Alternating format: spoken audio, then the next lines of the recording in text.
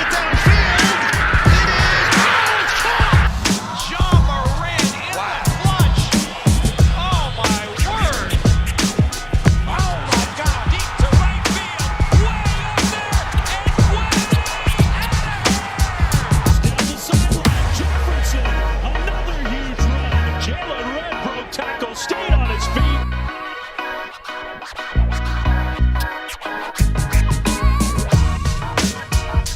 What's going on, everyone? Hope you're all having a great day today. And 7 years ago, the Denver Nuggets used the 41st pick in the NBA draft on a center from Serbia. That center's name was Nikola Jokic, and he has worked his way up to be one of the top performers in the NBA and this year's 2021 League MVP. This MVP is a very historic one, as Jokic becomes the first player in NBA history to be drafted in the second round and win such an award. He also becomes the first player in Nuggets franchise history to win the best bestowed individual honor. In addition, he becomes only the 6th international player to win the award all time and the first center to win it since Shaq back in 2000.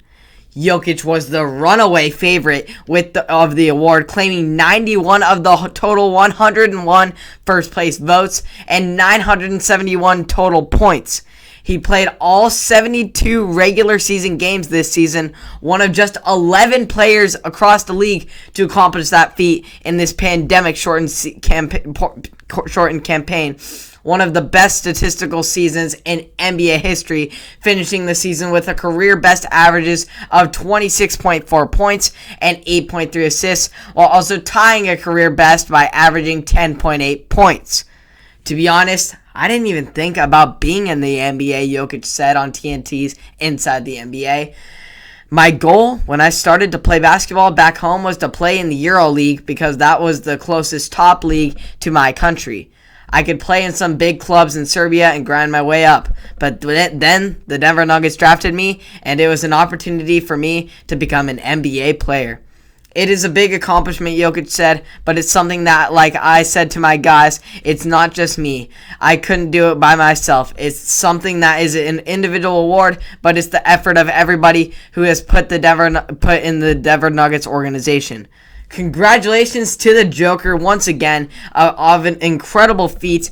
He definitely deserved it this year, although I loved Curry's performance and all he did, mesmerizing. He definitely showed out this year, but we have definitely seen that before, and Jokic has been the first point center we have seen in a long time, and the things he was doing this year for the Nuggets and taking on a new role when Jamal Murray went down, really stepping up to be a passer and run the offense while still being a 7-footer and having to get down low and get rebounds and do all that job, but he also still maintained the flow of the offense, controlling it from the center position, which was an amazing thing to see and something that was definitely MVP worthy. As for the guy who has previously won 4 NBA MVPs, LeBron James is switching back to the jersey number in which he won 2 of them in the number 6 jersey. James first wore number 6 in the international competition for Team USA in the Olympics and later wore it for 4 seasons when he played for Miami Heat, because the organization had already retired number 23 in honor of the GOAT, Michael Jordan. Although James' choice of number 23 was influenced by Jordan, he later said that the number 6 was inspired by NBA greats Bill Russell and Julius Dr. J. Irving, who wore the number, and also Bill Russell, once again, the GOAT of that era in the 60s, and same with Dr. J. He was those 2 greats of that era, and definitely bringing back the number 6 was great in that sense. But new chapter for LeBron, and it's not to give AD the number, which was originally thought back when in 2019 when he came to the Lakers, and he wanted to give AD the jersey, but Nike was like, no, you're going to cost us $10 million in revenue. So that didn't go down too well, so James wasn't allowed to do that. But it turns out even by doing this, the plan would be in place for James to be number 23, and it wouldn't cost Nike any revenue. but Davis decided to stay with the number 3, despite James changing his number to number 6. So, new chapter for the Lakers, new beginning, new fresh start after this postseason into the new NBA season that will start at a normal time, and will just be a fresh start to a new year filled with hopeful, clean, and regular start. But we'll see if LeBron can even compete at this level. It's going to be difficult with Klay Thompson coming back to join Curry. As I spoke earlier, Curry was playing the best basketball of his life, arguably, and that Klay Thompson will come back. Obviously, he's not going to be the Klay Thompson he once was, coming off of a 2-year layoff, but that will still create competition right there. The Suns are only getting better. Obviously, we're seeing Devin Booker flash right before our eyes, and Chris Paul still has got at least one more year in him.